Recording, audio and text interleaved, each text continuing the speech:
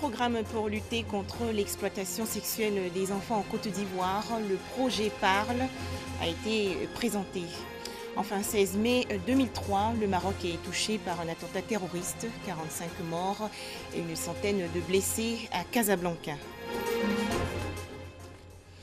Bienvenue, bonsoir à tous. Pour commencer, cet accident survenu en fin d'après-midi au niveau du 3e pont, péage Cocody et Riviera. Environ 20 blessés sérieux.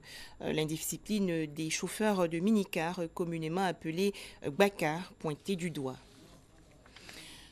Le Ramadan 2018, 4e pilier de l'islam, commence aujourd'hui en Côte d'Ivoire. Le croissant lunaire ayant été aperçu hier à Tieningba, dans la région nord-est du pays. Durant la période de jeûne, les fidèles musulmans devront donc multiplier les actes de piété afin de voir leurs péchés pardonnés par Dieu.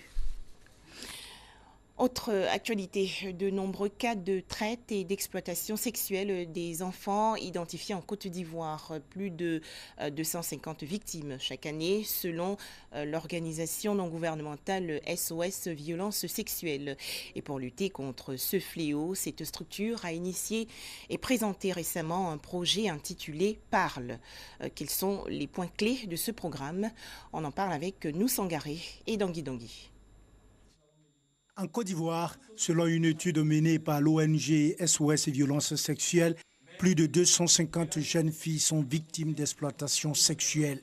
47,93% d'entre elles sont analphabètes. Parmi cette cible-là, plus de 76% étaient des mineurs, des enfants d'origine ivoirienne. Sur Facebook, on a assez de groupes qui proposent des faveurs sexuelles à des personnes. Aussi, à Yopougon, nous avons plusieurs zones de prostitution. Dans ces zones-là, il y a assez d'enfants. On parle d'exploitation sexuelle quand une personne use de son pouvoir pour exploiter sexuellement une personne âgée de moins de 18 ans, soit pour son profit ou un plaisir personnel. Les familles sont pauvres. Elles pensent qu'en mettant les enfants au travail, ça sera la solution à leurs problèmes.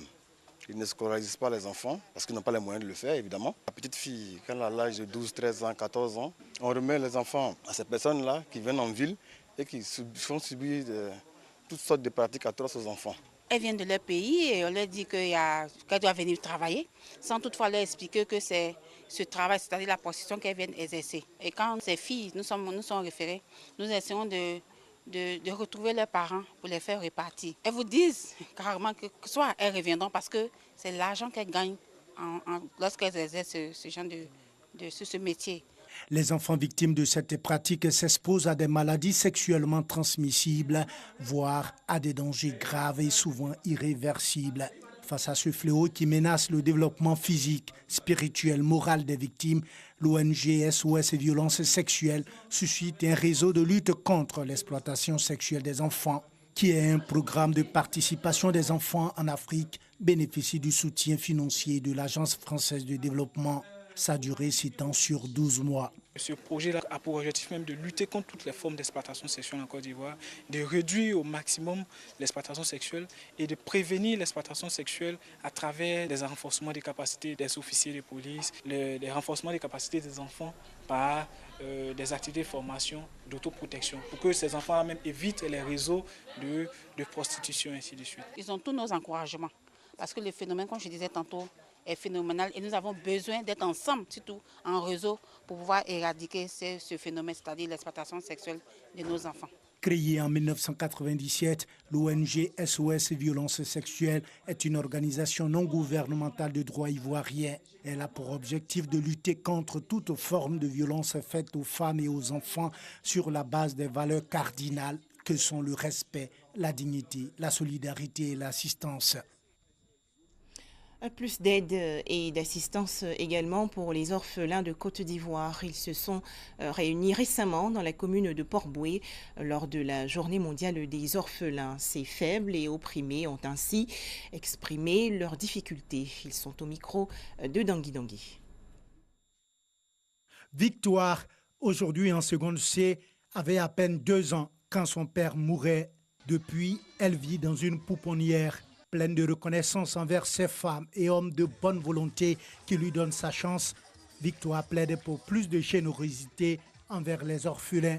Ceux qui ont les moyens devraient aider les personnes, non plutôt qu'ils aident leurs alentours seulement, mais ils doivent aider plus ceux qui sont vraiment dans le besoin. La Côte d'Ivoire compte officiellement plus de 15 000 orphelins. Problème, leur prise en charge adéquate reste pour l'instant approximative, fait observer des spécialistes de la question. Quand l'un des parents qui subissait aux besoins de l'enfant n'est plus là, on voit que quand le parent qui reste n'a pas les moyens, c'est un abandon. Et c'est ce qui est triste, parce qu'on prépare le nid parfois de la délinquance.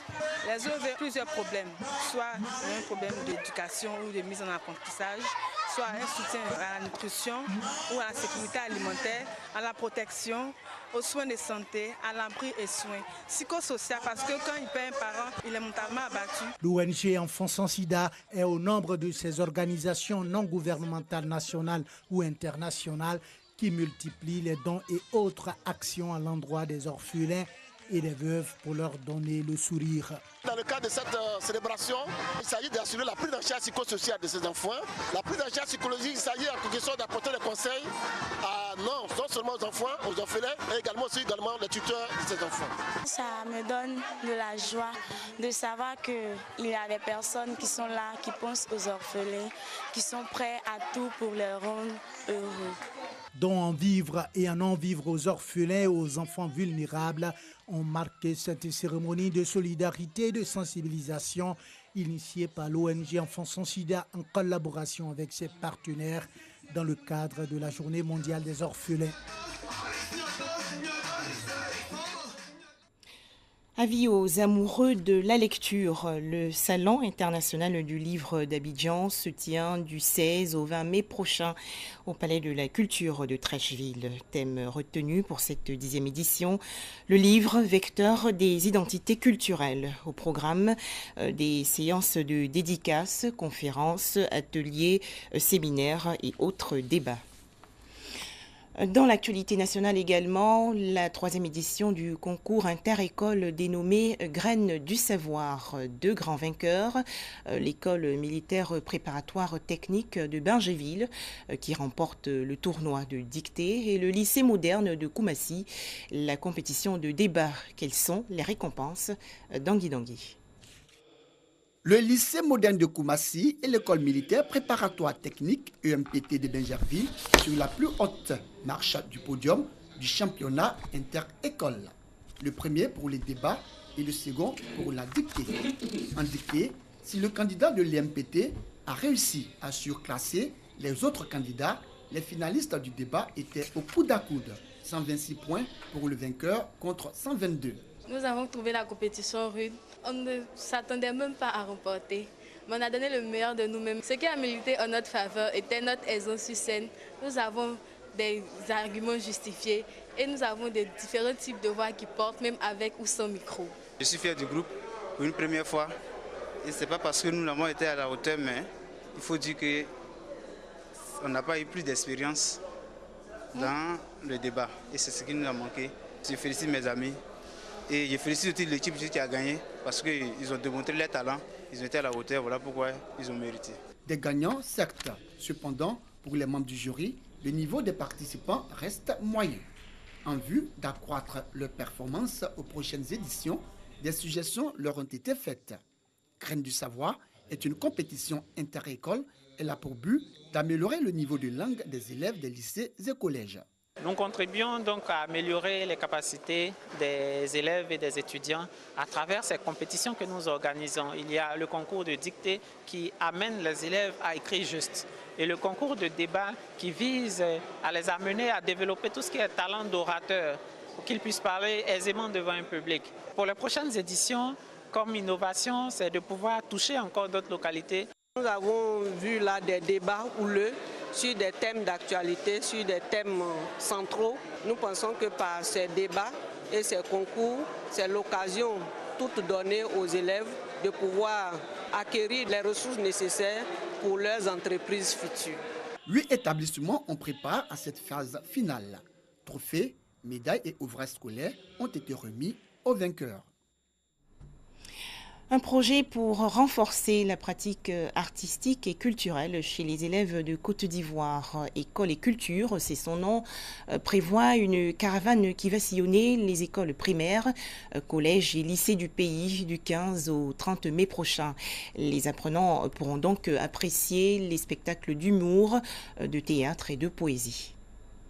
Amener les élèves à s'intéresser davantage à la culture dès l'école. Tel est le nouveau combat du ministère de la Culture et de la Francophonie qui, en partenariat avec le ministère de l'Éducation nationale, de l'enseignement technique et de la formation professionnelle, lance un programme dénommé École et Culture qui sillonne des établissements avec des spectacles dans différents domaines de la culture. La culture doit s'ouvrir aux élèves pour que les élèves aussi s'ouvrent à la culture. Et donc, ce sont des activités, des spectacles qui seront programmés dans les écoles avec des artistes reconnus, des artistes de talent, pour qu'ils aillent au contact, n'est-ce pas, des enfants. Le programme École et Culture va déjà former depuis les écoles, les enfants aux différents métiers des arts et culture. Ce programme vise également à démontrer qu'il existe une économie de la culture. Avec tous les métiers qui se déploient à travers les arts et la culture, il y a à boire et à manger. Pour le représentant du ministre, Maurice Kwaku Bandama, il n'y a pas meilleur endroit que l'école pour mieux faire la promotion des arts et de la culture du pays. Quand on ne fait que former, eh bien, il y a beaucoup de chances que sortent de nos moules, pas des humains, mais des monstres. Mais quand on travaille à cultiver l'individu, eh bien, on sort des humains. Ce programme École et Culture, qui est dans sa phase pilote, va sillonner 7 établissements du 15 au 30 mai 2018. Les étudiants mécontents au Sénégal, depuis le début de l'année, ils réclament le versement de leur bourse d'études. De violents heurts ont éclaté hier dans plusieurs villes du pays après la mort d'un de leurs condisciples lors d'une confrontation avec la police dans le nord-ouest du pays.